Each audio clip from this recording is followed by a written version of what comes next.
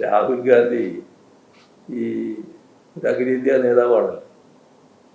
പക്ഷേ സാധാരണ പ്രാദേശിക നേതാവിൻ്റെ, പ്രാദേശിക പ്രവർത്തകൻ്റെ കാര്യവിവരം പോലും ഇല്ല എന്നതാണ് വസ്തുത. ഒരു കാര്യവും നേരെ ചൊവ്വേ മനസ്സിലാക്കാൻ തയ്യാറാകില്ല. പിന്നെ കണ്ടാലും കൊണ്ടാലും പഠിക്കില്ല. അതൊന്നും ഒരു രാഷ്ട്രീയ നേതാവിന് ചേർന്ന ഗുണമല്ല. ഇത്രമാത്രം അധപ്പതനം എങ്ങനെയാണ് കോൺഗ്രസ്സുകാരാകെ സർവാദരണീയനായ നേതാവെന്ന് കാണുന്ന ഒരു നേതാവിനുണ്ടാകുന്നത് എന്ന് ഒരു തരത്തിലും മനസ്സിലാക്കാൻ കഴിയാത്ത കാര്യമാണ്. ഇവിടെ രാഹുൽ ഗാന്ധിയുടെ നില എന്താ? രാഹുൽ ഗാന്ധിയും ഇന്ത്യയിലെ കോൺഗ്രസും രാജ്യത്തെ BJPയുടെ ബി ടീമായിട്ടാണ് പ്രവർത്തിക്കുന്നത്. അതിനുതകുന്ന സമീപനമാണ് രാഹുൽ ഗാന്ധി എല്ലായിടങ്ങളിലും സ്വീകരിക്കുന്നത്. ഇപ്പോൾ കേസിൻ്റെ കാര്യം പറഞ്ഞല്ലോ. BJP ഇതര കക്ഷികൾക്കെതിരെ ഒട്ടേറെ കേസുകൾ എടുത്തിട്ടുണ്ട്, വേട്ടയാടിയിട്ടുണ്ട്, പ്രതിപക്ഷ പാർട്ടികൾ വേട്ടയാടപ്പെട്ടിട്ടുണ്ട്. ആ ഘട്ടത്തിൽ ഡൽഹിയെ പറ്റി അറിയാലോ. ഡൽഹിയിൽ വടക്കേ ഇന്ത്യയിൽ BJPക്ക് അല്ലാത്ത ഒരു സംസ്ഥാനം ഡൽഹിയായിരുന്നു. ആ ഡൽഹിയിൽ കെജ്രിവാൾ മുഖ്യമന്ത്രി, അദ്ദേഹത്തിൻ്റെ മന്ത്രിസഭയിൽപ്പെട്ട ഒരു മന്ത്രി അറസ്റ്റ് ചെയ്യുന്നു. കോൺഗ്രസ്സുകാരും രാഹുലും പറഞ്ഞ എന്താ? ഇയാളെ അറസ്റ്റ് ചെയ്തിട്ട് എന്താണ് കാര്യം? എന്തുകൊണ്ടാണ് കെജ്രിവാളിനെ അറസ്റ്റ് ചെയ്യാത്തത്? ഇതായിരുന്നില്ലേ ചോദ്യം. കെജ്രിവാളിനെ അറസ്റ്റ് ചെയ്യാത്തതിനെ കുറിച്ച് രാഹുൽ ഗാന്ധിയും കോൺഗ്രസും അല്ലേ ചോദിക്കുന്നു. പിന്നീട് അറസ്റ്റും കേസും ഉണ്ടായി.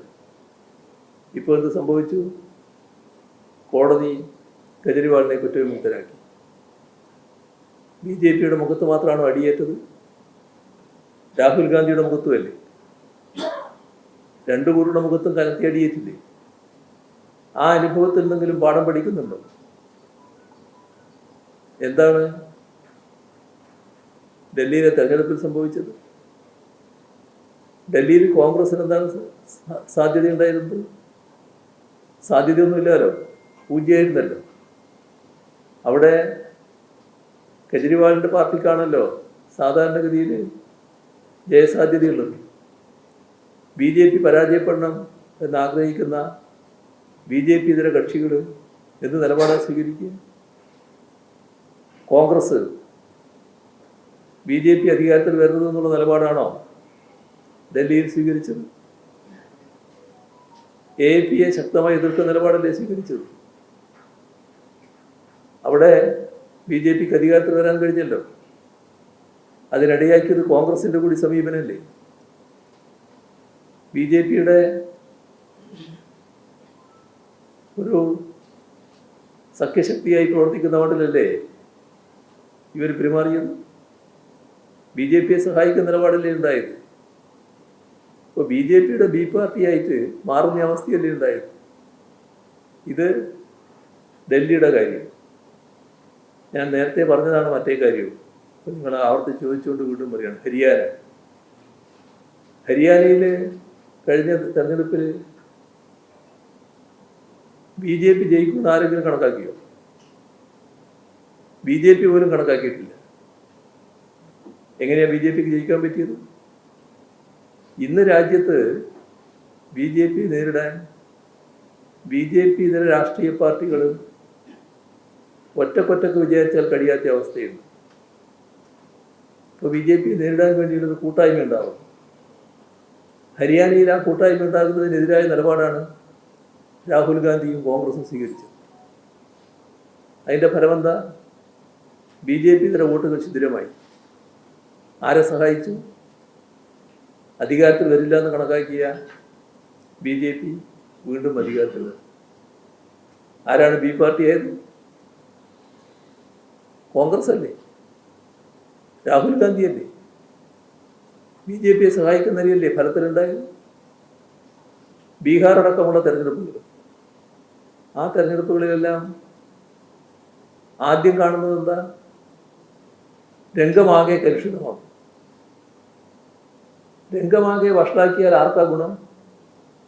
യോജിക്കേണ്ട ശക്തികൾ തമ്മിലുള്ള യോജിപ്പ് വളർത്തിയെടുക്കുന്നതിന് പകരം ആ യോജിപ്പിനകത്ത് കലുഷിതമായ അന്തരീക്ഷം ഉണ്ടാക്കുകയാണ്. ആ കലുഷിതമായ അന്തരീക്ഷം ഉണ്ടാക്കുന്നതിന് എല്ലായിടങ്ങളിലും കോൺഗ്രസും രാഹുൽ ഗാന്ധിയല്ലേ നേതൃത്വം കൊടുത്തു? അത് BJPക്ക് ഗുണകരമായിട്ട് മാറും. ചിലയിടത്ത് അവസാന വിജയവും BJPക്ക് ഉണ്ടാകും. ഇതല്ലേ സംഭവിച്ചത്?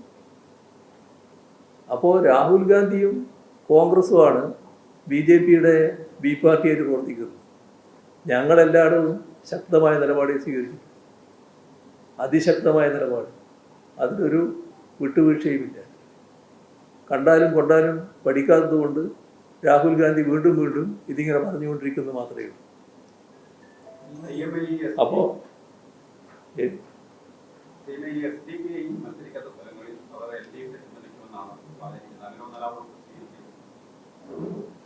നമ്മുടെ